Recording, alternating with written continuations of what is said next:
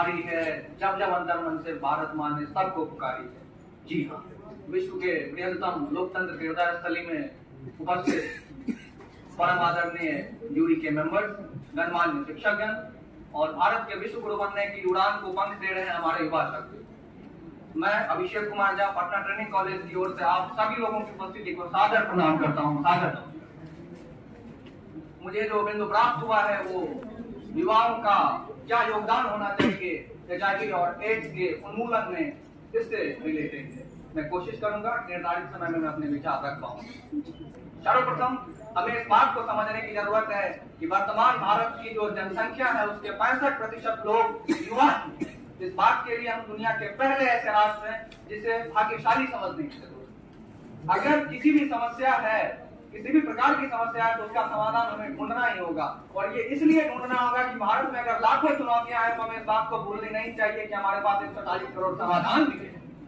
हमने अपने जो बीते हुए दिनों के रिकॉर्ड्स हैं उनके भी मुताबिक ये सिद्ध किया है, जहां WHO का डाटा ये कहता है कि नवीन केसों में 44% की गिरावट आई, 39% की गिरावट आई है। वहीं भारत में न्यू HIV और एड्स के केसेस में 44% की गिरावट आई है। इसलिए हम खुश नसीब होने के लिए अपने लिए तालियां बजा सकते हैं।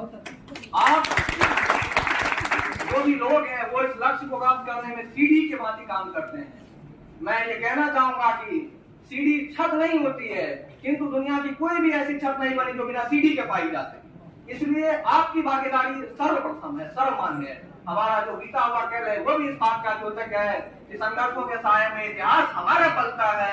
जिस ओर जवानी चलती है उस ओर जमाना चलता है।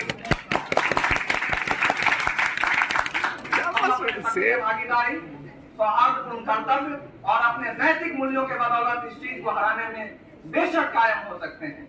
जिस प्रकार हमें संविधान से कुछ कर्तव्य प्राप्त हुए हैं, तो ये कर्तव्य कहीं लिखित संविधान में वो लिखित मूल रूप से तो नहीं है, किंतु हमें इसे अपने कर्तव्य के रूप में समझकर इस बात को समझने की जरूरत है कि HIV एड्स जैसी समस्याएं जो समाज के आगे गुर्सा की तरह मुंह खोले हुए बैठे हैं, उनका समाधान जितनी जल्दी हो सके न्याय समय सीमा के अंतर्गत जब बोला गया है कि 2030 तक हम HIV और एड्स से मुक्त होने की कोशिश करेंगे, इस लक्ष्य को प्राप्त करने की कोशिश की जानी चाहिए।